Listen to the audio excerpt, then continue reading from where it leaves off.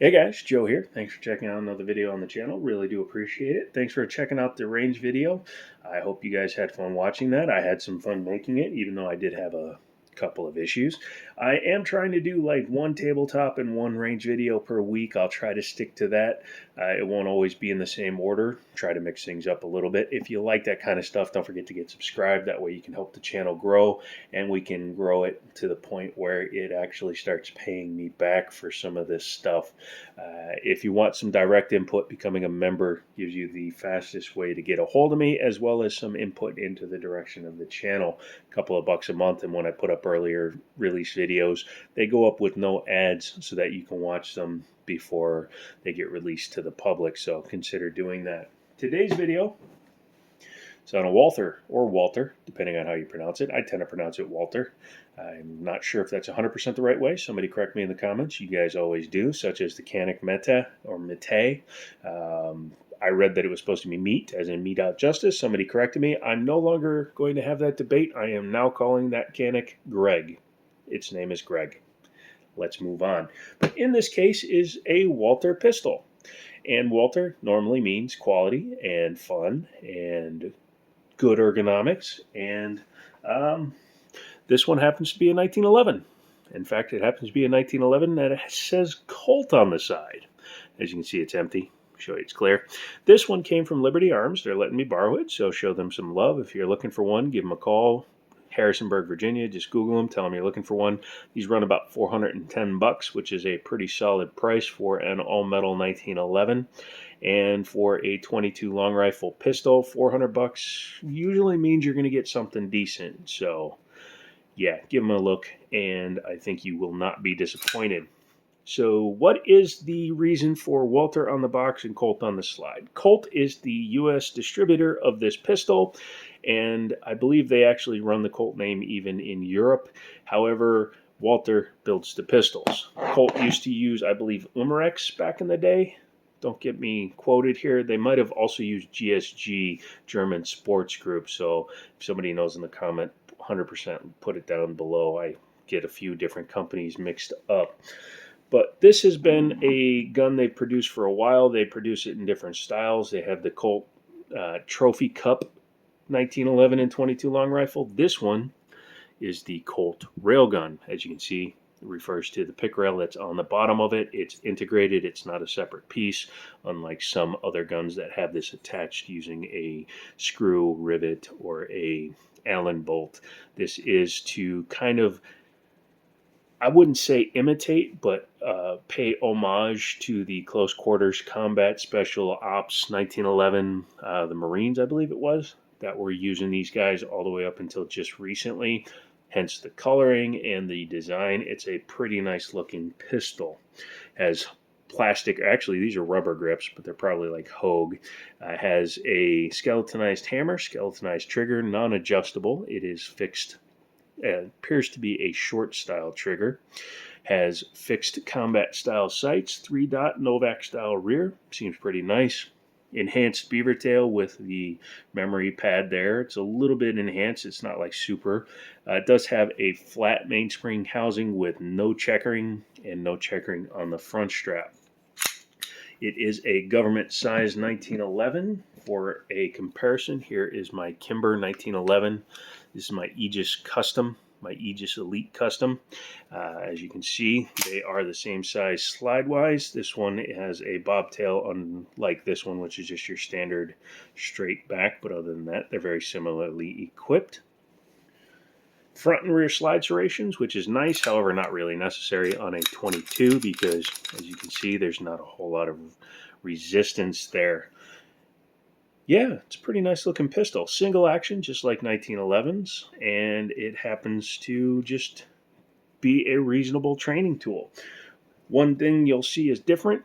Has an internal extractor. Actually, the extractor is part of the bolt face, not bolt face, but the breech face. It's tucked in on the side there, which is very common, unlike the 1911 45 ACP here, which has a round firing pin in its own tube, as well as a, this one is an internal as well, but as you can see, the way the extractor goes in through the back is more traditional on this one than it is on this one.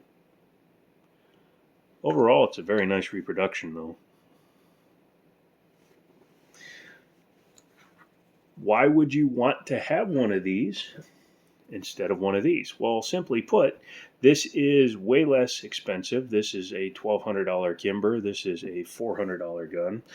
Additionally, shooting 22 LR is much cheaper than shooting 45 ACP. 100 rounds of 22 long rifle will run you in the neighborhood of $10. 100 rounds of 45 ACP, 230 grain ball nose is going to run you somewhere around $60 to $70. So keep that in mind as you're shopping. Obviously, you can get steel case stuff a little bit cheaper, but I prefer to shoot real brass when I shoot 45 ACP. Single action trigger, as I said, and we are going to demonstrate it. Now, you shouldn't dry fire a 22 long rifle, especially this design. I know my SIG 322 is actually designed to dry fire. A little bit of a heads up, I actually sold my SIG.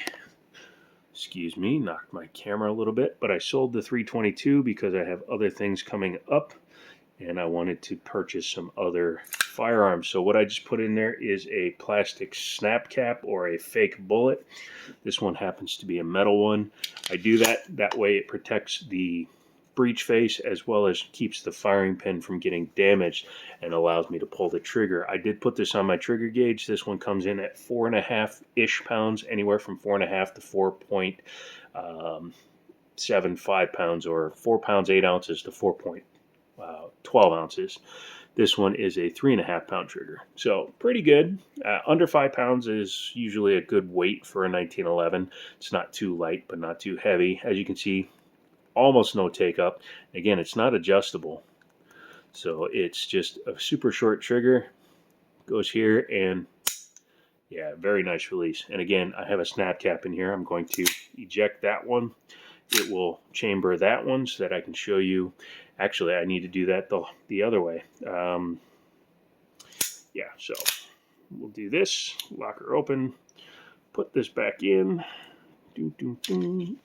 While holding the trigger. I want to show you the reset. Can't do that unless I do that. But here's a reset.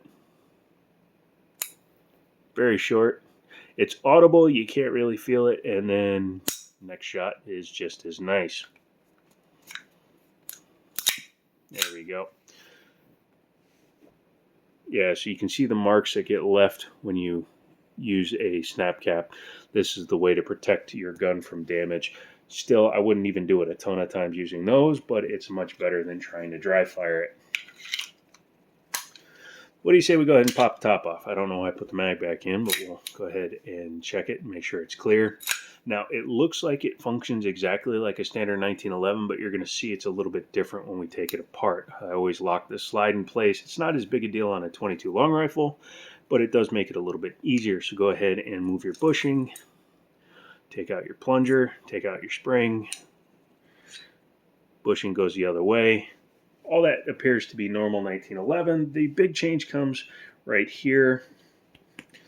This gun does not have a secondary takedown notch like a standard 1911 does. You can see here, right there, it's got a notch you have to come back to in order to disassemble the gun. This one is not like that because all the slide lock, slide release is doing is holding the guide rod from actually coming back too far. But once you've taken that out, you can go ahead and make sure to drop your safety, which is now locked for some reason. There we go. My bad. And then you're going to pull back, pull up, and pull over the end of the barrel.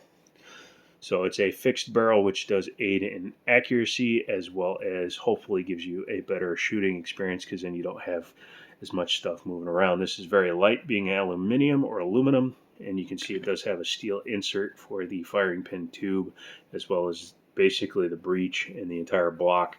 All that is pressed into the slide. Barrel is fixed into position here.